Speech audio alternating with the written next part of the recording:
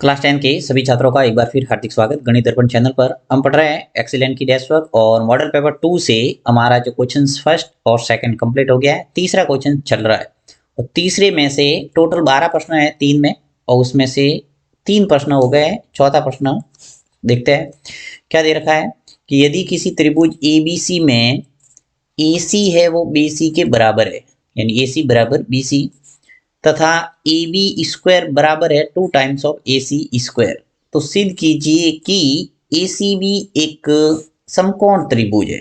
Right, तो ए C B को समकोण त्रिभुज सिद्ध करने के लिए आपको क्या करना है, पाइथागोरस प्रमेय अगर यहाँ पे लगती है तो ये प्रूव हो जाएगा कि ए बी सी एक क्या है, समकोण त्रिभुज। हम जानते हैं कि पाइथागोरस प्रमेय किस पे लागू होती है, समकोण त्रिभुज पे।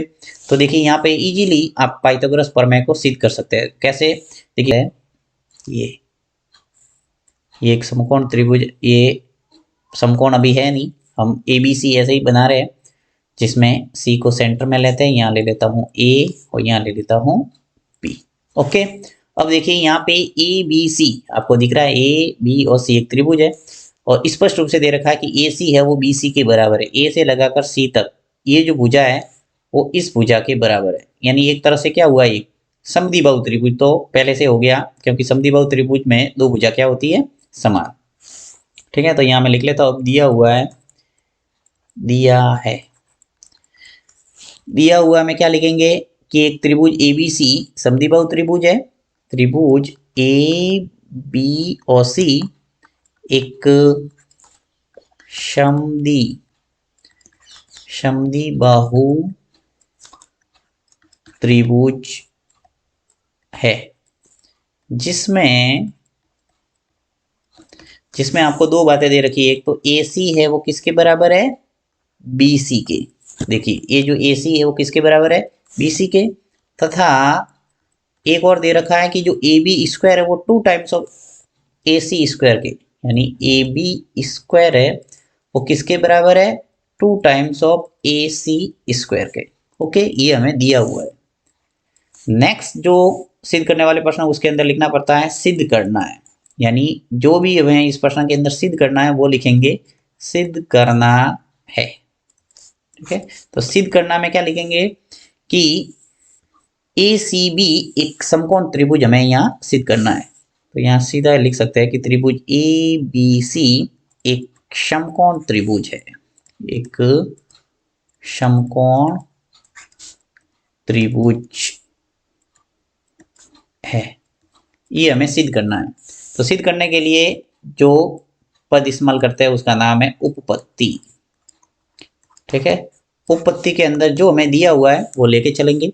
क्या दिया हुआ है कि ए बी स्क्वायर है वो किसके बराबर है, 2 ए सी स्क्वायर के। तो यहाँ लिख लेता हूँ मैं, ए बी स्क्वायर है वो किसके बराबर है, 2 ए सी स्क्वायर के।